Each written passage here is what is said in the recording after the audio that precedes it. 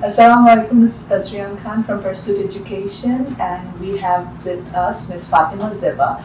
She's going to talk about the psychology department of Manipal University and how it is super interesting to be part of the faculty. So over to you. Sure. Yeah. So here at the School of Humanities and Social Sciences, we've got two courses that are focused only on psychology. We've got the Bachelor's in Applied Psychology program and the Master's in Applied Psychology as well. Right. So when it comes to psychology, so if somebody does Masters of Psychology, what are the specialization the student can have? So here we offer 3 specializations. So what we have is an applied psychology course. So it's not just psychology. So we've got 3 different applied fields that they can specialize in.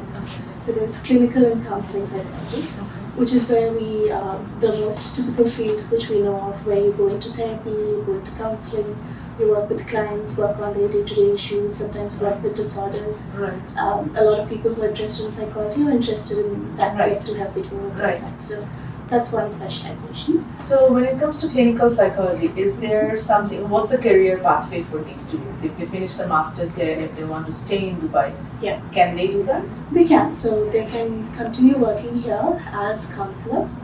So, but for that, we do need additional licenses like CDA license, DHA license if you want to work in Dubai. Okay.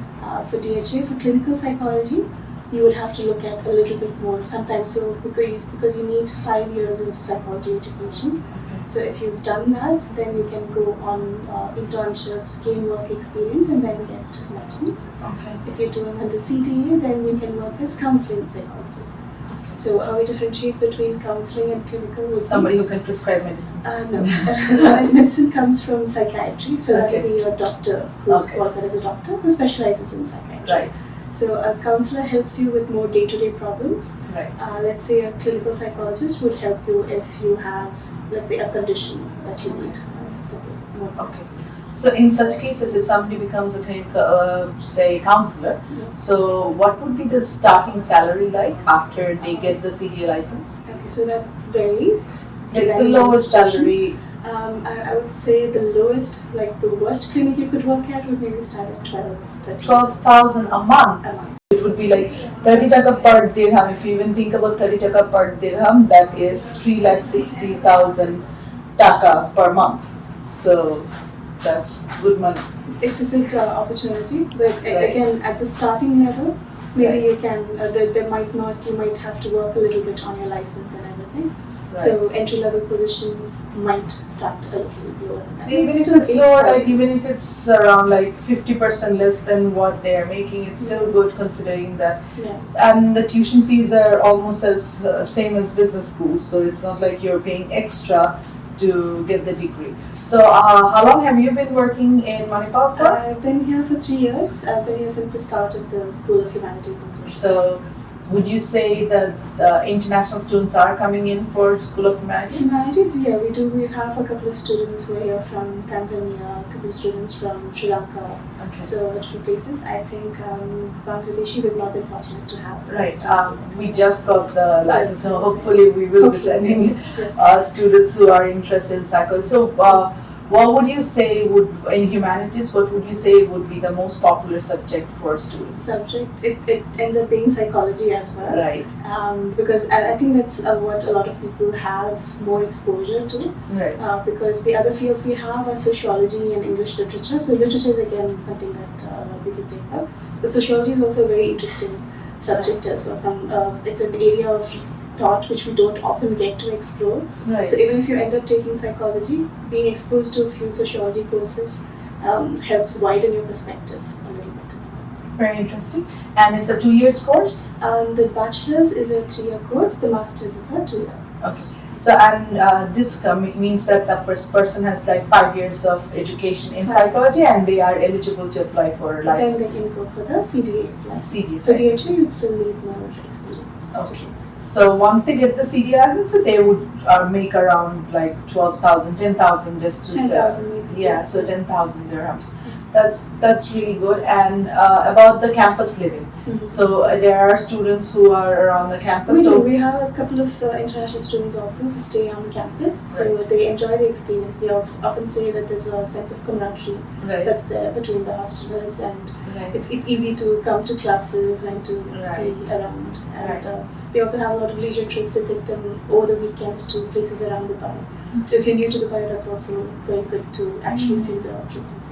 So if you talk about like career placements in the organization, like if a student comes in, how long does it take for them to manage a job, like if they're doing an evening psychology master's program? So there they often, it does sometimes take time, especially newcomers to the Pai. So we often tell them, we encourage you for it, but also prepare to be patient for that. So how patient should they be, like a year? It can go up to a year, but like it could 3, 4, 6 months, but some are fortunate enough to get into something within the 1 year. One thing would be to be open to a lot of opportunities, because the one good thing about psychology is that you can apply it in many different fields.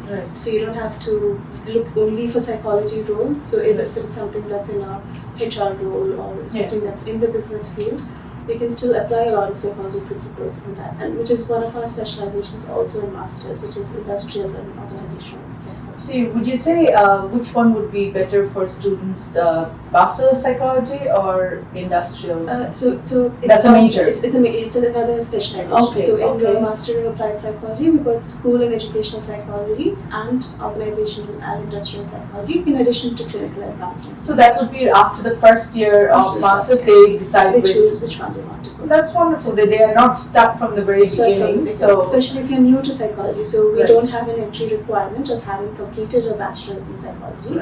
So anyone who's interested in even making. See, I did my bachelor. I did a double degree in accounting and business data analysis, and I've been working in the business for the last 12 years. Will I be able to do a master's of psychology? A lot of the students do come to us after spending a couple of years in another field and realizing that this is not what they want to do.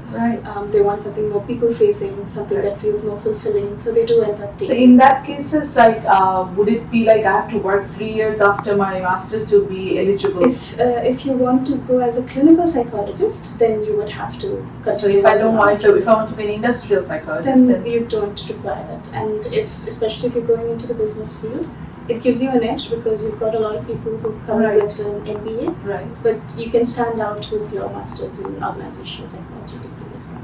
Very interesting. I think we have covered it all. Thank you so much for your time. It was lovely speaking to you. And if you are interested to know more, you can always visit us and talk to us. You have the numbers and everything. Thank you so much.